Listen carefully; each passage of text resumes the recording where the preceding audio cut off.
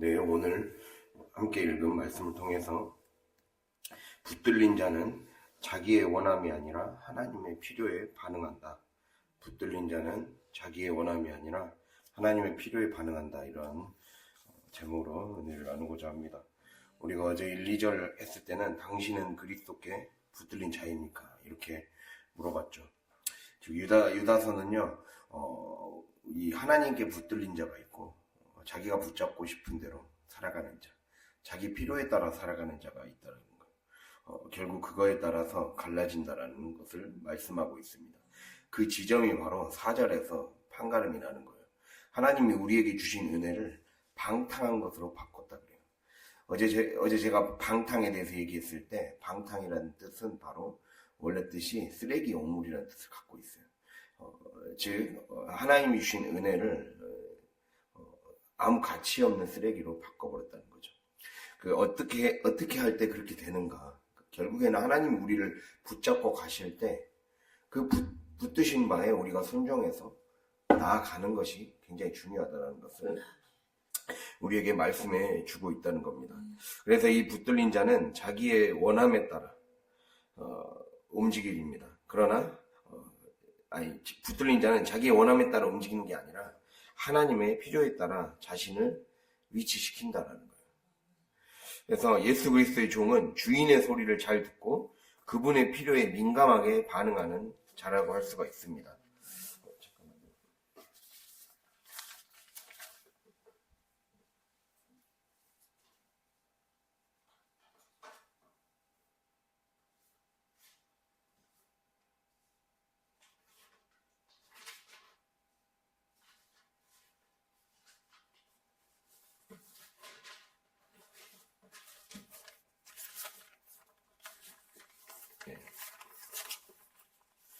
그래서 오늘 말씀을 보면 그 3절에 편지를 쓰게 된 동기가 나와 있어요. 처음에 보면 우리가 일반으로 받은 구원에 관하여 내가 너희에게 편지하라는 생각이 간절하던 차에 성도에게 단번에 주신 믿음의 도를 위하여 힘써 싸우라는 편지로 너희를 권하여야 할 필요를 느꼈다. 이렇게 나와 있습니다. 좀 읽으려면 크게 같이 읽읍시다. 그래서 여기 보면 이 편지를 쓰게 된 동기가 원래는 일반으로 받은 구원, 즉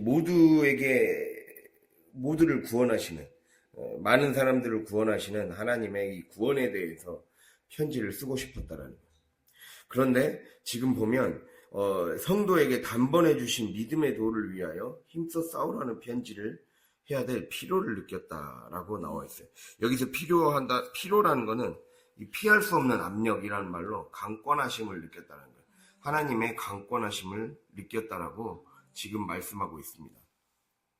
그래서 이 내가 열심과 간절함을 가지고 구원에 관한 이 주제로 편지를 쓰려고 했는데 하나님이 결국에는 믿음의 선한 싸움을 싸워가야 돼. 믿음을 지키기 위한, 신앙을 지키기 위한 그 싸움에 관한 편지를 쓰라. 이렇게 하나님이 자신을 몰고 가셨다라는 거예요. 그걸 지금 얘기해주고 있어요. 지금 누구나 사람들은 자기가 원하는 길, 자기가 이걸 하고 싶은 일이 있기 마련입니다. 누구나 이왕하는 거, 남들도 좋게 보는 일, 박수 쳐주는 일, 또 크게 충돌할 바가 없는 일, 또 그런 사역, 또 그런 교회에서의 신앙생활을 하고 싶어하는 마음들이 있죠. 일반적인 사람들의 바람입니다. 그러나 결국에는 하나님은 우리에게 자기가 원하고 자기가 편하게 할 수 있는 일을 이끌어가는 것이 아니라 내가 사는 길로 하나님은 이끌어 가신다는 거예요. 우리가 그것을 깨달아야 된다는 겁니다. 즉 하나님은 우리에게 사명의 길로 부르신다는 거예요. 지금 이 상황에서 이것을 하면 안 되게끔 우리를 이끌어 가신다는 것을 기억해야 됩니다. 그래서 우리가 이 가장 심각한 영적인 자리 이탈이 무엇입니까? 바로 하나님의 붙들린 바가 됐을 때, 이 하나님의 붙들린 바대로 살았을 때 내가 하나님의 붙들린 바대로 살고 있는가 안 살고 있는가, 그것을 판가름할 수 있는 그 분별의 핵심 기준이 뭐겠습니까? 하나님이 감동을 줬다면 그 감동대로 움직이는 거예요. 그게 가장 중요한 분별의 원리예요. 하나님의 감동은 분명히 줬는데도 그거를 무시하고 그냥 마음에 거리낌 없이 별로 그렇게 심각하게 생각하지 않고 뜨뜻미지근하게 살아가는 거. 그게 은혜에서 방탕으로 빠지게 되는 가장 중요한 표지라는 거예요. 내가 하나님이 우리에게 감동을 줬을 때, 하나님이 우리에게 어떠한 이 마음에 감동을 주고 마음에 이걸 해야겠다라는 하나님의 필요를, 하나님의 사인과 하나님의 말씀이 계속해서 임했을 때 그거를 한 번, 두 번, 세 번, 네 번 계속 미지근하게 반응하면 결국에는 그 사람은 은혜를 쓰레기로 만든 사람들이에요. 대놓고 하나님이 말씀하시잖아요. 그 사람은 은혜를 쓰레기로 만든 사람들이다. 이 유다서는 굉장히 강한 서신이에요. 한 장이 들어있는데도 우리에게 은혜를 오물로 만들지 말라고 분명하게 얘기를 하고 있어요. 하나님이 말씀을 하셨으면 그것에 꿈을 대지 말라는 거예요. 꿈을 대지 말고 자꾸 자기 형편 재고, 자기 상황 재고, 자기 마음에 드는 거 조금이라도 없으면 입이 대빨 나오지 말라는 거예요. 원망하고 불평하지 말라는 거예요. 그거를 분명하게 우리에게 얘기해주고 있습니다. 그래서 이 하나님의 감동을 보고도 무시하고도 마음에 거리낌이 없이 멀쩡한 채 살아가는 자가 가장 영적으로 죽음으로 가까이 가는 자다. 지금 오늘 그 말씀을 하고 있는 겁니다. 하나님의 강권과 감동을 무시하지 말아야 됩니다. 그래서 영성 훈련은 무엇입니까? 감각의 훈련이에요. 감각의 훈련. 영성 훈련은 감각의 훈련. 즉 무엇에 민감해지는가의 훈련입니다. 무엇에 민감해지는가의 훈련. 무엇에 민감해지고 무엇에 둔감해지는가의 훈련입니다. 무엇을 좀 아멘을 할 때 좀 크게 합시다. 예. 무엇에 민감해지고 무엇에 둔감해지는가의 훈련. 무엇을 기쁘게 여기고 무엇을 귀찮게 여기는가에, 귀찮아해야 되는가의 훈련. 놔야 되는가의 훈련. 이것이 있어야 된다는 거예요. 즉 나는 신앙생활을 내가 하고 싶은 것으로만 구성하고 있는가, 아니면 하나님이 지금 요구하시는 것으로 재구성하고 있는가, 그거를 제대로 보라는 거예요. 내가 하고 싶은 것을 여전히 버리지 못하고 내가 놓고 싶은 걸 여전히 놓지 못하면 아직 어린아이 신앙이라고 할 수가 있다는 겁니다. 그거를 계속 놓지 못하면 결국에는 은혜가 방탕으로 미끄러질 수가 있다는 거예요. 이 영적으로 타락할 수 있는 이 영적인 타락에 미끄럼틀을 탈 수가 있다는 것을 우리에게 분명하게 경고하고 있습니다. 그렇기 때문에 예수 그리스도의 종이라면, 종은 곧 하나님께 붙들림 받는 자고, 그 붙들림 받는 자라면 반드시 하나님의 필요에 반응하는 존재가 되어라. 종은 주인의 필요에 반응하는 존재예요. 종이 주인의 필요에 반응하지 누구의 필요에 반응하겠습니까? 우리가 그러한 자가 기본 베이스가 돼야 돼요. 우리가 잘 생각을 해보세요. 지금 에스라, 학계, 느헤미야를 통해 성전과 성벽, 즉 성전이 지어져 가는 거예요. 그럼 성전에 우리가 살아가야 될 처소가 어디입니까? 우리의 주인이 계시는 성전에서 일하는 성전 문지기가 되는 것이고, 성전이 일하는 종이 되는 거예요. 지금 다 그 단계로 지금 계속 가고 있잖아요. 그러면은 내가 성전에서 살아가서 하나님의 일을 해야 될 종이 된 거예요. 우리는 종으로서 하나님의 말씀을 늘 하나님 말씀 듣기에 최적화가 된 우리의 영적 상태를 만들어야 된다는 거예요. 그거를 지금 말씀하고 있다는 겁니다. 그렇기 때문에 예수 그리스도의 종, 하나님의 종은 주인의 소리를 잘 듣고 그분의 필요에 민감하게 반응할 수 있는 영적 감각 훈련, 감각 훈련이 민감하게 되어 있어야 된다는 겁니다. 그것을 주님이 우리에게 지금 말씀하고 있습니다. 그 말씀에 오늘도 반응할 수 있는 저 여러분이 될 수 있기를 바랍니다. 그래서 우리는 하나님의 필요를 충족시키는 그러한 자리에 있어야 됩니다. 그 하나님의 필요를 충족시키는 자리. 즉 그 자리에 붙들린 채, 붙잡힌 채 가야 원래의 자리에서 이탈하지 않는다라는 거예요. 6절을 한번 같이 다시 읽어보겠습니다. 또 자기 지위를 지키지 아니하고 자기 처소를 떠난 천사들을 큰 날의 심판까지 영원한 결박으로 흑암에 가두셨으며. 아멘. 예, 여기서 보면 자리 이탈에 대해서 나와 있어요. 자기 지위, 자기 처소. 즉 종은 주인이 정해준 지위, 처소에 있을 때 가장 안전합니다. 하나님이 정해준 지위, 하나님이 정해준 지금 직분이 가장 내가 인생에서 살았을 때 가장 안전한 자리라는 거예요. 그걸 믿어야 돼요. 내가 심지어 이전에 내가 겉으로 봤을 때는 떵떵거리고 살고 명예와 부를 누리며 살아갔던 사람일 수 있어요. 그러다가 하나님을 믿게 된 사람도 그때 그 자리보다 지금 이 자리가 훨씬 더 안전하다라는 확신을 가져야 돼요. 하나님이 정해주신 자리가 하나님이 정해주신 처소가 가장 안전한 자리다. 이 마음을 우리가 가져야 됩니다.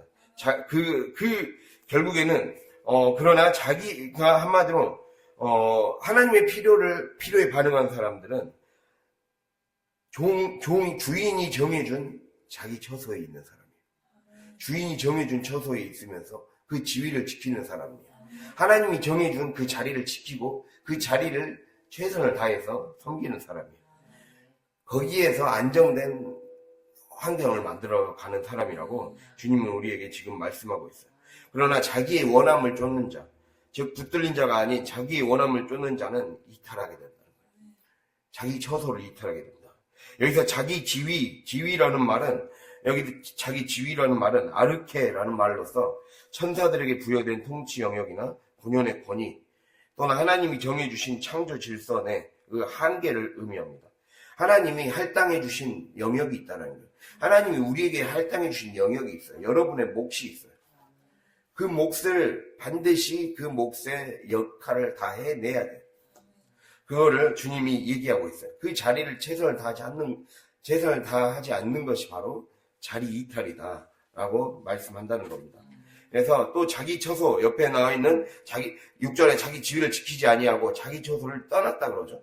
자기 처소 6절에 자기 처소 나오잖아요. 네, 천상에 거쳐, 즉 천사들이 인간 여인들과 결합하기 위해 하늘을 떠난 행위, 그러니까 우리가 창세기 6장 보면 나와 있죠.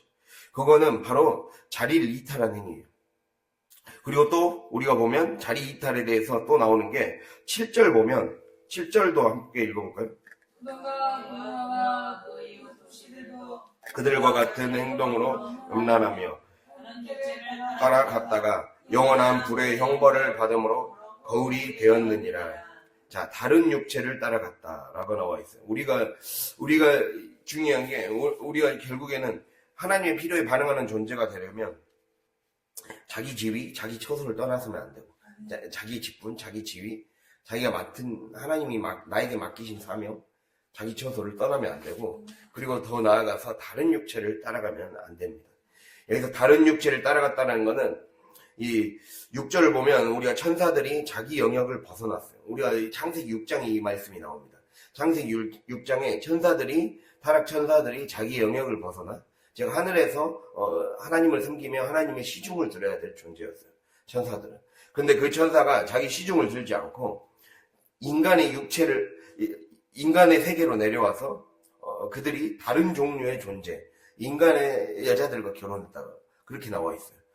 결국에는 인간을 범했다는 거죠. 그래서 여기서 다른 육체라는 말은 단순히 정욕의 문제를 넘어서서 하나님이 설정하신 창조 세계의 경계를 허무는 거예요. 하나님이 설정하신 창조 세계의 경계를 허무는 거. 이거를 얘기하고 있습니다. 그래서 보면 4절에 가만히 들어온 사람, 이 가만히 들어온 사람이란 건 결국에는 하나님의 질서를 무너뜨린 자들이에요. 하나님의 질서를 무너뜨리고 그리고 자기들만의 기준으로 살아가는 자들. 그런 자는 결국에는 하나님이 세워놓으신 경계를 무너뜨리고 침범하는 자다라고 지금 말씀하고 있는 겁니다. 그래서 그걸 통해 주님이 우리에게 지금 말씀하세요. 그리스도께 붙들린 자는 곧 자기 지위를 지키고 자기 처소를 지키는 자이다. 예, 그것은 바로 우리가 어제 얘기했을 때 종의 세 가지 정체성이 뭐라 했습니까? 종의 세 가지 정체성. 인격의 죽음, 얼굴이 없고 인격의 죽음, 그리고 바로 스티그마라 했죠. 스티그마. 흔적이 이제 스티그마랍니다. 스티그마. 알아두면 좋아요. 스티그마라고. 이 흔적이 스티그마예요. 그래서 이 중에서 우리가 인격에 대해서 얘기했어요. 인격이 죽은 자다. 가면. 그래서 인격은 라틴어로 페르소나라고 해서 가면이라는 뜻을 갖고 있습니다. 가면. 나의 가면을 벗는 거예요. 내 안에 영적으로 하나님을 못 만나게 하는, 하나님의 진리의 빛을 못 보게 하는 영적 가면을 벗어야 주님을 만날 수 있거든요. 주님을 더 깊이 만날 수 있거든요. 그런데 이 그리스도께 붙들리지 않고 자기 하고 싶은 대로 살아가고 자기 처소를 벗어난 자, 그냥 자기 원함과 자기 필요만 따라가는 자는 곧 내가 인격이 죽는 과정, 내 옛사람이 죽는 과정을 거부하는 자예요. 오히려 자신의 가면을 유지하기 위해 하나님의 은혜를 이용하는 자라고 지금 경고하고 있는 거예요. 그래서 제가 계속 얘기를 하지 않습니까? 영성. 우리가 영적인 사람으로 만들어져야 된다. 성령의 사람으로 형성되어져야 된다. 라고 했을 때 영성은 가면이 벗겨지는 거라는 거예요. 가면이 벗겨지는 거. 가면이 벗겨지고 내 안에 가면이 벗겨지고 나면 뭐가 새겨져야 돼요? 얼굴이 없어지고 가면이 벗겨지면 스티그마가 새겨지는 거죠. 어제 그 얘기 했잖아요. 스티그마가 새겨지는 거. 예수의 흔적이 새겨지는 과정이 바로 영성이라는 거예요. 즉 하나님의 형상이 내 안에 새겨지는 거예요. 하나님의 형상이 새겨지는 과정이 곧 성령의 사람이 되어가는 과정이라는 겁니다. 그러나 이렇게 자기 필요 쫓아가고 자기 원함 쫓아가고 그리고 자기 어떤 생각과 고집을 내려놓지 못한 자들은 결국에는 오히려 가면을 더 두껍게 쓰는 것과 다름이 없다는 거예요. 오히려 더 많은 가면을 쓰고 살아가려고 한다는 거예요. 그래서 그렇게 되면 하나님을 닮은 형상에서 멀어지는 거죠. 점점 더. 그거를 우리에게 경고하고 있습니다. 그래서 결국에는 타락은요, 영적인 타락이라는 거는 붙들림을 거부하는 거예요. 내 원함이라는 궤도로 이탈하는 거예요. 우리가 그 13절 보면요. 13절 보면 13절 끝에 영원히 예비된 캄캄한 흑암으로 돌아갈 유리하는 별들이라 라고 나와 있는 게 보이십니까?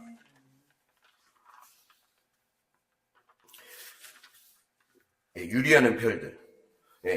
그 별들은 제 궤도를 돌아야 별들이 제 궤도를 도는 것은 하나님의 법칙에 순종하는 것이다 라고 한 신학자가 얘기했어요.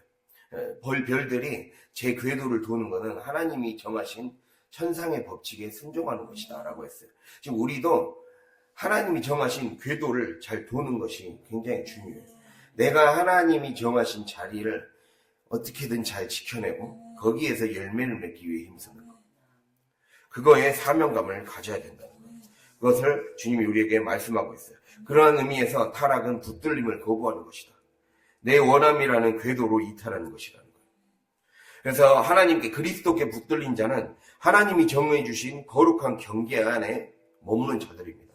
거룩한 경계 안에 머무는 자들. 반면 가만히 들어온 사람들, 오늘 표현에 의하면 가만히 들어온 사람들, 즉 내가 원하는 대로 살아가는 사람들. 내가 원하는 대로 살아가는 사람들은 하나님의 은혜를 나의 원함을 위한 수단으로 삼아 성전의 경계를 허무는 자들이에요. 하나님의 은혜를 내 원하는 것을 채우려고 하나님의 은혜를 이용한다는 거예요.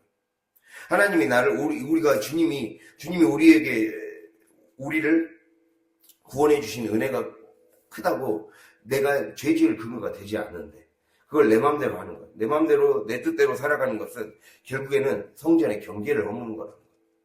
내가 성전을 무너뜨리고 있는 거예요. 여러분 교회를 무너뜨리는 행위입니다. 그거는 내가 일상에 불순종하는 거는 우리 풍성한 교회를 무너뜨리는 거예요. 아셨습니까? 이걸 좀 아주 마음에 좀 크게 합시다. 원래 이런 거에 하면 더 크게 해야 되는 거예요. 그렇게 제가 얘기를 해도 예배가 훈련이 돼야 돼요. 예배는 아멘의 훈련이에요. 그래서 성전의 경계를 허무는 자들이 돼서는 안 된다는 거예요. 하나님의 강권하심에 나를 맡겨야 된다고 주님이 얘기하고 있어요. 그렇게 하나님의 강권하심에 나를 맡기지 않고 계속해서 내 생각대로 계속 살아가면 점점 더 점층법으로 가고 있거든요. 점층법이란 건 점점 더 심각해진다는 거예요. 처음에는 4절에 처음에는 가만히 들어왔어요. 이 표현을 잘 보세요. 성경 잘 봐보세요. 지금 4절에 가만히 들어온 사람이라 했어요. 처음에는. 그러다가 나중에는 자기 지위를 지키지 않았다 그랬어요. 자기 지위와 자기 처소를 지키지 않다가 이들이 결국에는 꿈꾸는 사람들이 돼버렸어요. 꿈꾸는 사람. 자기 꿈에, 자기 8절에, 자기 허상에 사로잡힌 사람들이 됐어요. 4절, 6절, 8절. 4절에 가만히 들어온 사람들, 6절에 자기 지위를, 자기 처소를 떠나고 지키지 않은 사람. 떠나니까, 즉, 하나님의 처소에서 떠나가 버리니까 우리는 종의 신분이에요. 종의 신분된 사람들이 자기 처소를 떠나버린 거예요. 내 안에 가만히 들어온 생각들, 여기 가만히 들어온 사람이란 건 가만히 들어온 나를 파괴시키는 생각들을 쳐내지 않은 거예요. 차단하지 않고 그냥 그대로 받아들인 거예요. 그대로 받아들이다 보니까 자기 지위를 떠나게 되고 자기 처소를 떠나게 된 거예요. 자기 처소를 떠나게 되니까 결국에는 그 다음에 뭡니까? 꿈속에 사로잡혀 사는 거예요. 자기 꿈속에 사로잡혀 사는 거예요. 자기 망상, 자기 헛된 생각에 사로잡혀 살아가는 거예요. 여기서 꿈꾸는 사람이라는 거는 이제 자기들만의 이단 종교를 만든 거예요. 여기는 특별히 이단 종교를 얘기하는 거거든요. 영지주의 이단에 빠진 사람들. 근데 그들은 이 하나님의 진리, 예수 그리스도의 복음의 진리, 예수 그리스도께서 인간의 몸을 입고 오셨다라는 그 진리를 거부하는 자들이에요. 영지주의 이단은. 그래서 예수 그리스도의 신성과 인성을 부인하는 자들이죠. 그러한 자들은 결국에는 사실상 내가 하나님의 계시를 받았다고, 내가 꿈을 통해 하나님을 만났다고 정당화하면서 자기의 죄를 합리화시키는 거예요. 자기가 하는 행동, 자기가 하는 말을 합리화시키면서 사람들을 미혹하게 했던 자들입니다. 그래서 결국에는 그 꿈에 빠진 자들이라고 지금 표현하고 있어요. 꿈꾸는 사람들. 즉 우리가 다시 정리해보면 꿈꾸는 사람들이라는 표현은 자기들의 욕망, 자기들의 욕구를 계시, 꿈으로 포장해서 가면을 쓰는 사람들이라는 거예요. 여러분 있잖아요. 여러분 정말 하나님이 우리가 이걸 그러면 나에게 어떻게 적용해야 되느냐가 중요해요. 내가 하나님을 믿는다고 하면서도 내 것을 계속 아까 말씀드렸잖아요. 내 것을 계속 버리지 못하면 어떻게 된다 했어요? 은혜를 쓰레기로 만드는 자들이라 했잖아요. 쓰레기로 만들고 또 방금 전에 한 말씀이 뭡니까? 성전을 무너뜨리는 자들이라 했어요. 내가 교회에 벽돌 하나씩 떼갖고 무너뜨리고 있는 행위예요. 이거는 멀쩡한 교회를 허물어뜨리는 행위라는 거예요. 그랬을 때 주님이 우리에게 지금 얘기하는 거예요. 내가 이 꿈꾸는 사람들, 이걸 통해서 주님이 우리에게 얘기하는 거는 자꾸 하나님이 우리에게 말씀하실 때 내가 그 말씀에 내 자리를 잘 지키지 않고 내가 붙들리지 않고 그리고 하나님의 필요가 무엇인지를 듣고 그것을 즉각 순종하려는 우리 삶에서의 애씀과 힘씀, 자꾸 합리화하지 않고 최선을 다해 사람이 은혜 의지해서 하려는 그 순종의 과정이 없으면 결국에는 우리 안에 자기 생각에 사로잡히게 돼요. 어제 제가 얘기했잖아요. 로마서 1장 21절과 24절을 하면서 우리 안에 어떻게 해서 생각이 허망해진다 했습니까? 다시 찾아보겠습니다. 이 말씀은 굉장히 중요한 말씀이에요. 여러분 이게 전도할 때 많이 쓰이는 말씀입니다. 로마서 1장 21절 24절 이거는 적어 놓으세요. 로마서 1장 21절에서 24절이에요. 근데 21절 24절 어제 읽었었어요. 다시 한번 읽겠습니다. 하나님을 알되 하나님을 영화롭게도 아니하며 감사하지도 아니하고 오히려 그 생각이 허망하여지며 미련한 마음이 어두워졌나니 24절 그러므로 하나님께서 그들을 마음의 정욕대로 더러움에 내버려 두사 그들의 몸을 서로 욕되게 하게 하셨으니. 자, 우리가 보면요, 우리 안에 가장 중요한 게 내가 하나님을 만났다면 우리에게 가장 중요한 건 항상 기본적인 게 뭐라고 지금 얘기하고 있습니까? 감사와 찬양이라고 얘기하고 있잖아요. 하나님을 안다면 감사와 찬양을 해야 된다는 거예요. 하나님을 영화롭게도 아니하며 감사하지도 아니하고, 이 말은 하나님을 알면 너가 하나님을 알고 하나님이 너를 가장 안전하게 해줄 그 자리에 있게 하셨다는 그 사실을 깨달았다면 감사하라는 거예요. 하나님이 너에게 지위를 주셨고 살 길을 주셨고 생명줄을 주셨다면 감사하라는 거예요. 감사하지 않으면 자꾸 우리 안에 감사가 사라지고 자꾸 우리 안에 하나님께 영광을 돌려드리는 이 감사와 찬양이 사라지면 그 다음에 일어나는 현상이 생각이 허망해진다는 거예요. 생각이 엄한 대로 흐른다는 거예요. 우리의 생각이 허망해지고 마음이 미련해져서 눈에 분별력이 사라지는 거예요. 분별력이 사라지니까 결국 24절 마음의 정욕대로 더러움에 내버려 두게 되는 거예요.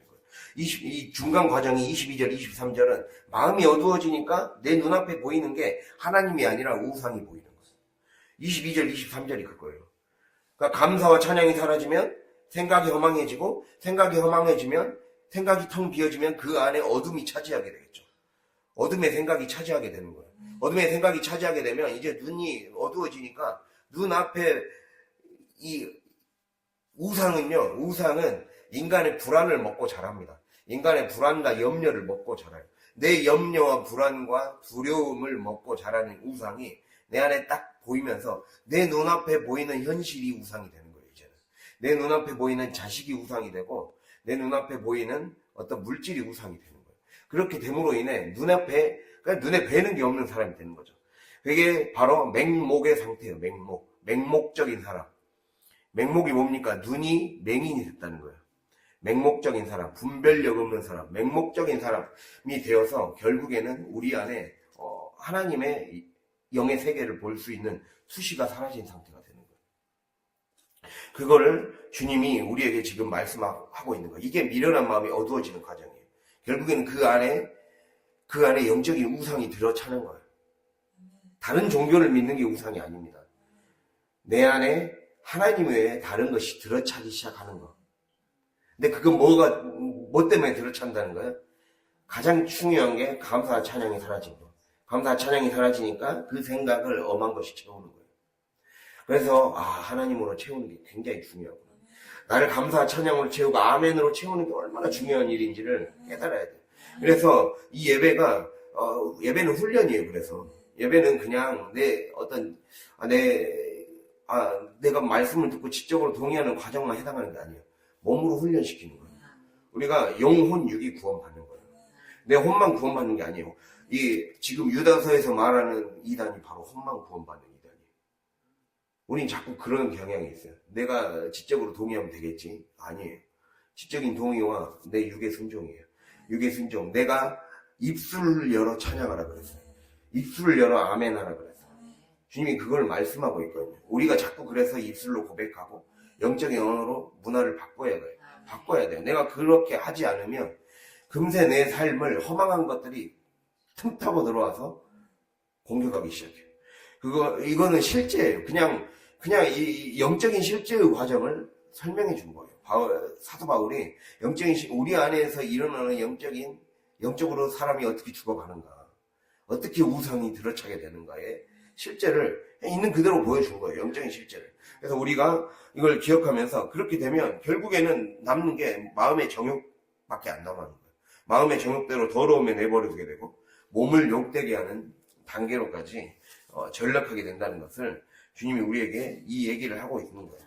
즉 우리가 자꾸만 내 꿈에 내 꿈꾸는 사람들이란 건 내 꿈에 사로잡혀 있는 거예요. 이제는 내 생각에 사로잡혀 있는 거예요. 감사와 찬양이 사라져버린 자리에, 하나님이 사라져버린 자리에, 내가 교회는 다니지만 하나님이 없는 채로 살아가는 자들이 얼마나 많습니까? 교회는 다니는데 하나님이 원하시는 삶이 무엇인지를 모르고 살아가는 자들, 그들도 꿈꾸는 사람들이에요. 그러한 자가 되지 않아야 된다는 거예요. 자기 꿈에 사로잡히고 자기 생각에 사로잡히고 자기 미련한 마음에 어두워져서 살아가지 말라는 거예요. 그러기 위해 늘 말씀과 기도로 우리를 정화하고 깨끗게 해서 청소하는 삶을 살아야 되겠습니다.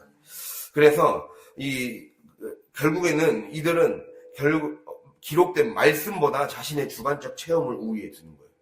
말씀보다 내 경험을 우위에 두는 거예요. 그러니까 내가 정말 제대로 하나님 만나본 적이 없으니까 자꾸 내 경험의 소리가 더 앞서는 거예요. 내 생각의 소리가 더 앞서는 거예요. 아직도 여러분의 삶에서 아직도 나는 내 소리가 더 많이 나오는가? 아직도 나는 내 합리화의 소리가 더 많이 나오는가? 그거는 하나님이 내 안에 꽉 들어차지 못했다라는 증거라는 거예요. 하나님, 그러면 우리가 그걸 가지고 회개해야 돼요. 하나님, 내 안에 하나님이 가득 들어차게 해주십시오. 내 안에 예수 그리스도로 가득 들어차게 해주십시오. 내 안에 그리스도의 정체성이 정말 이 스티그마가 새겨지기를 원합니다. 하나님 엉뚱한 걸 보고 살아가지 않게 하여 주십시오. 라고 우리가 기도해야 된다는 거예요. 그래서 우리는 실상을 분별할 줄 알아야 돼요. 현상에 갇혀서 실상을 분별하지 못한 자가 돼서는 안 됩니다. 눈에 보이는 현상이 지금 환난이라고 해서 그 환난을 인내로 통과하지 못하는 자가 되면 그 사람에게는 고통이 되는 거예요.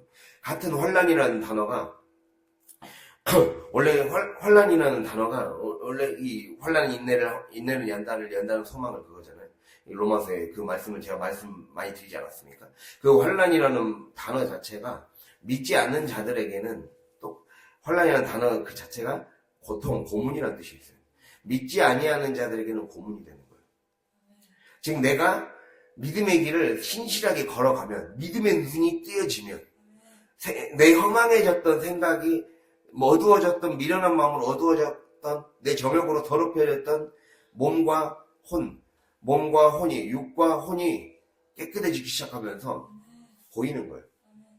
아, 내가 잘못된 길을 걸어왔었구나. 실상이 분별되는 거죠. 그 실상이 분별되지 못한 사람들은 자꾸만 환난은 고문으로 느껴지는 거예요. 자기에게 없었으면 하는 거, 좀 덜 고난받았으면 하는 것으로 느껴지는 거예요.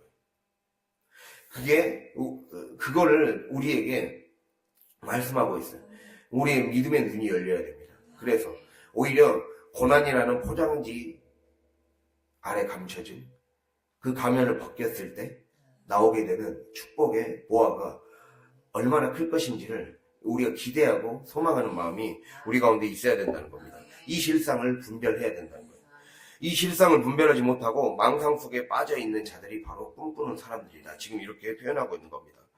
그래서 우리가 정말 제대로 신령한 자가 되려면 내가 결국에는 내 가면을 벗어야 된다는 걸 항상 기억해야 돼요. 오히려 이들처럼 자기 가면을 지키려고 영혼을 팔지 말라는 거예요. 영혼을 마귀에게 팔지 말고 우상에게 빼앗기지 말라는 거예요. 그래서 이사야서 보면 나는 여호와라, 나는 너희들을 우상에게 주지 않으리라. 이 말씀이 있어요. 우리는 우상에게 마음을 빼앗겨서는 안 됩니다. 우상이 다른 것이 아닙니다.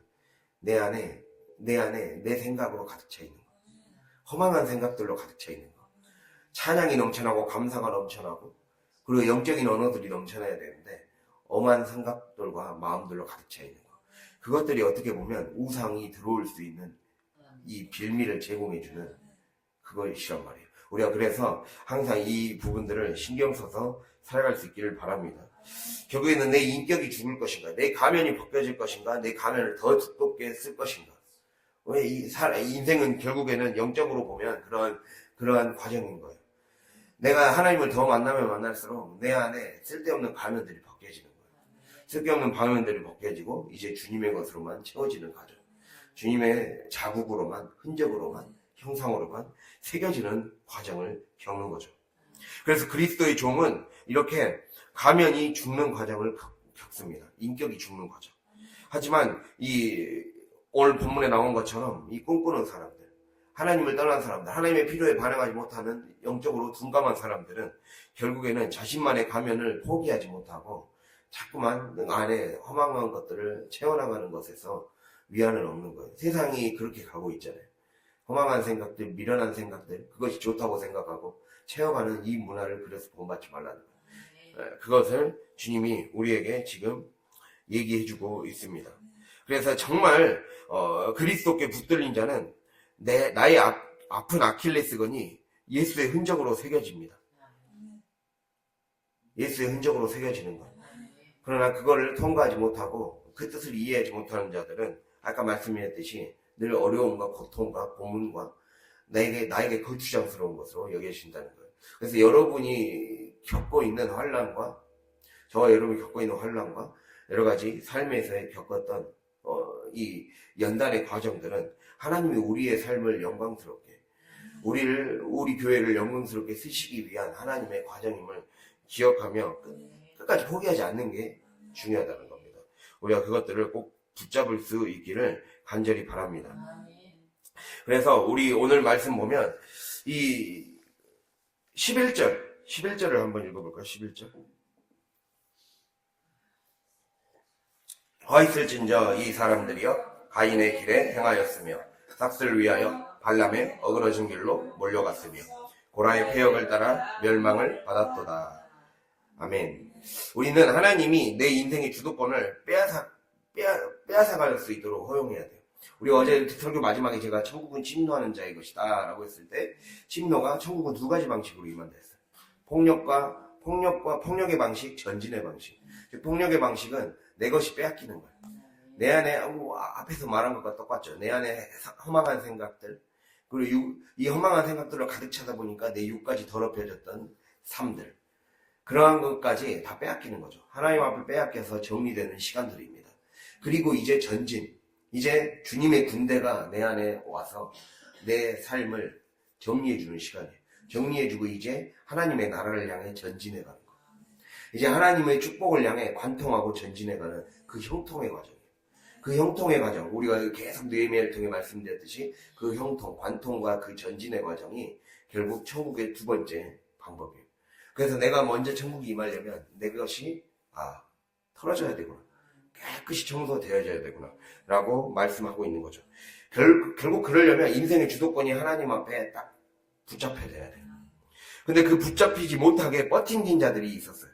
그게 바로 가인과 발람과 고라였어요.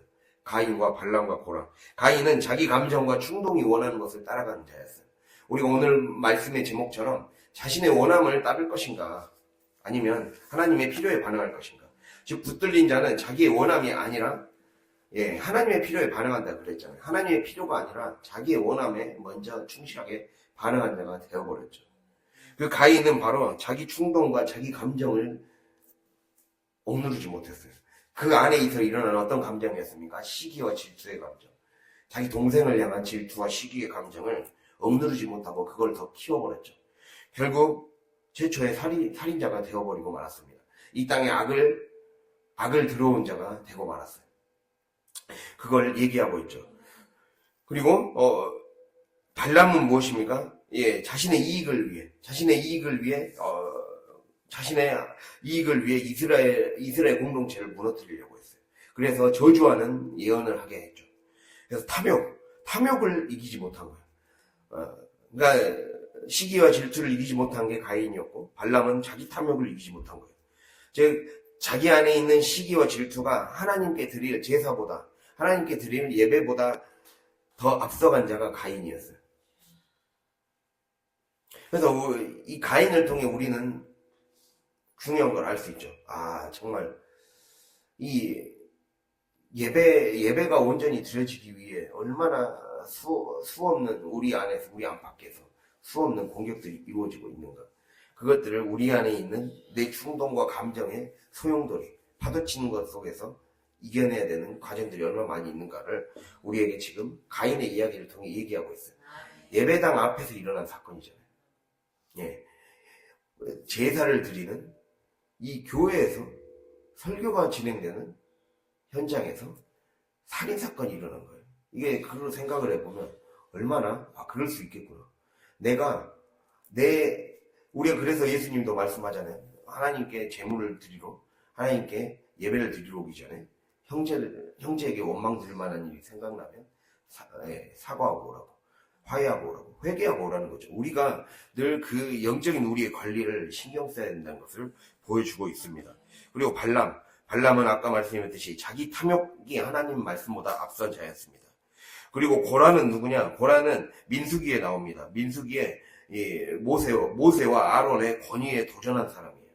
모세와 아론의 권위에 도전해서 우리도 그들처럼 제사장이 될 수 있다, 이렇게 막 권위에 도전한 사람이에요. 그래서 하나님이 세우신 권위를 무시하다가 결국 그 자손들이 땅에 삼켜지는 그런 심판을 당했죠. 그래서 자기 그 교만 때문에 하나님이 세우신 권위에 대적하며 교만했던 자들입니다. 이 자들이 다 은혜를 방탕으로 바꾼 자들이죠. 이 자들은 인생의 중요한 변곡점에서, 예배의 현장에서, 그리고 하나님의 말씀을 전해야 되는 현장, 어떻게 보면 발람은 하나님이 원하시는 뜻을 전해야 되는 자들이었어요. 자기 이익을 위해 살아가는 자가 아니라 하나님의 말씀만을 온전히 전하는 자여야 했고, 고라는 자기 위치를 자각하면서 위에 있는 권위에 순종해야 되는 그 자리가 고라의 자리였어요. 가인은 예배에 성공하는 것이 얼마나 중요한지를 우리에게 보여주는 그 샘플이 돼요. 그 길목에 우리는 늘 서 있단 말이에요. 내가 좋은 예배자가 되기 위해, 하나님이 받으시는 예배자가 되기 위해, 그리고 하나님이 말씀하시는 것만 말하는 자가 되기 위해, 그리고 하나님의 말씀의 권위, 그리고 하나님이 말씀하게 하시는 목사님의 권위에 순종하는 자가 되게 하기 위해 우리는 얼마나 수없는 그런 여러 생활 가운데서 말씀의 권위, 하나님의 권위, 목사님의 권위에 순종하기에 얼마나 그 안에 수없는 그 시험대 위에 늘 서 있다는 거예요. 그 시험대를 잘 통과하라고 주님이 우리에게 지금 말씀하고 있는 겁니다. 그렇게 하지 않으면, 그러니까 결국에는 이 시험대에서 내 감정과 내 생각과 내 교만과 내 합리적인 생각과 나의 어떤 내 안에서 일어나는 마음을 따를 것인가, 아니면 하나님이 원하시는 그 필요에 반응해서 순종해서 주님께 내 인생의 주도권을 내드릴 것인가, 그걸 늘 우리는 기로에 서 있다는 걸 항상 염두에 두고 살아가라고 주님이 그 얘기를 하고 있습니다. 그렇게 되지 않으면 우리의 삶이 이 영이 팍팍해지는 거예요. 그 영이 팍팍해지는 결과가 12절 13절이에요. 그 영이 팍팍해지는 것이 처음에는 애찬의 암초요라고 나와 있어요. 애찬의 암초요. 12절에. 애찬이란 거는 공동체에서 함께 먹는 식탁을 말해요. 공동체에서 이 예배를 드리고 먹는 식탁. 이 식탁은 우리가 신학적인 의미에서 애찬은 이 성전이 확장된 거예요. 즉 우리가 주일 예배 끝나고 밥 먹는 시간들은 이것도 하나의 예배예요. 하나의 예배고 하나님의 성전이 이루어지는 과정이에요. 그렇기 때문에 그것에 암초가 붙었다는 거예요. 더러운 얼룩이 붙었다는 거예요. 내가 자꾸 내 필요를 쫓아가고, 내가 중요한 삶의 기로에서, 예배의 기로에서 하나님의 말씀을 전해야 되고, 하나님의 말씀을 말해야 되고, 들어야 되고, 그 권위에 순종해야 되는 삶의 기로에서 자꾸 넘어지고 내가 살고 싶은 대로, 내가 하고 싶은 대로 살아갈 때 내 안에 암초가 자라나는 거예요.